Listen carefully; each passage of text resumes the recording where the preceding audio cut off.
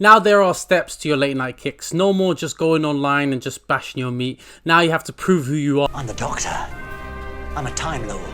I'm 903 years old. It's not all bad. There will be future hackers, and that's what I look forward to, because I feel like there's going to be growth in the future generations. I feel like they're going to be way smarter. Their brains going to be working better because all the blood's still up there. Even future talents, because of lack of access to porn, they're more likely to try to get laid, so they're going to be working out so much more harder to impress any other woman. So I feel like there might be a bright future for the UK, although there are negatives, and I'll get to that to the end. But imagine, like, this will be great for the future. Like, the younger generation, they're going to be able to hack into any system, any governmental system, and watch their porn. And the thing is, it's not the same as BBC iPlayer where you just tick and say, yes, I have a TV license. Anyway, it's not the same as that. You can't just lie and say yes. There's different steps. There are login, selfie, SMS, and credit card. With the new Online Safety Act, I feel sorry for prisoners because now they have to verify who they are, and prisoners are just going to get even more dangerous. No cheek will be unturned.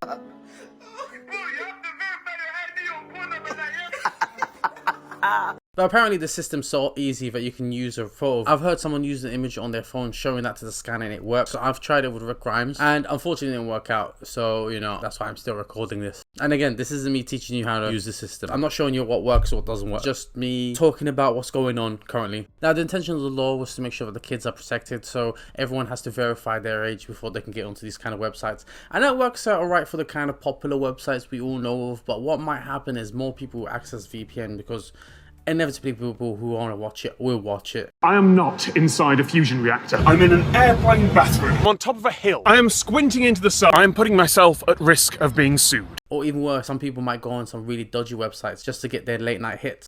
But before I get into it, there are other factors. For example, we're relying on a company to take control of the data that they collect from the photo verifications, all that kind of stuff. But what if there's a hack? They're more vulnerable now. Everyone's focusing on them. All these big hacking companies, all these big hackers from different countries might more likely go for it, trying to collect as much data as possible from the people that live in the country. People aren't comfortable with the whole verification using their ID, and I get it. Some people might still be closeted. It'll be perfect blackmail. Why are you gay? Who says I'm gay? You are gay. And data breaches do happen. It's happened to an app called T, where there were a bunch of women who were ranking different men or whatever, and there was also a bunch of things about women's safety too. I don't know really much about the whole T thing, but a bunch of data was released. But this proves something so recent like T shows that hacking happens all the time. So uploading your information just to log in, just to get your late night hits, might affect you in the future.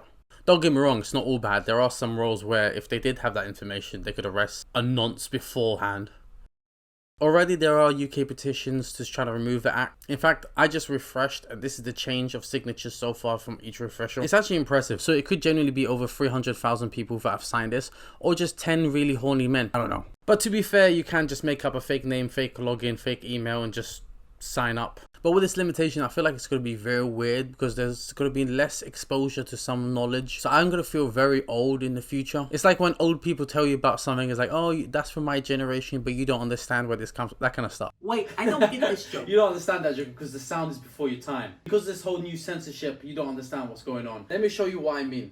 Let me log in using my ID. Look, this is what I mean.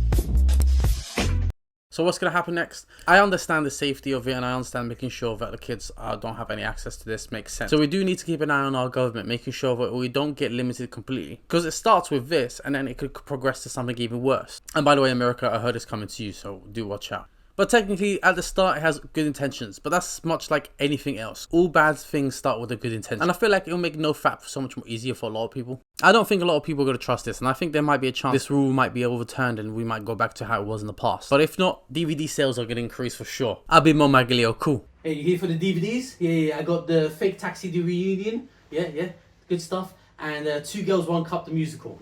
Anything? If you want some real good shit, go watch the other videos. That's real messed up. I don't know if you need an ID, but you should definitely need an ID to watch that kind of video. You know what I mean? I don't know what I'm doing. Why am I in the alleyway? Like, what is the? I'm selling. This is an Xbox game. I'm selling DVDs. I don't know what's going on. Just follow me, subscribe, check out the other videos. I've been Mo. Alright, cool.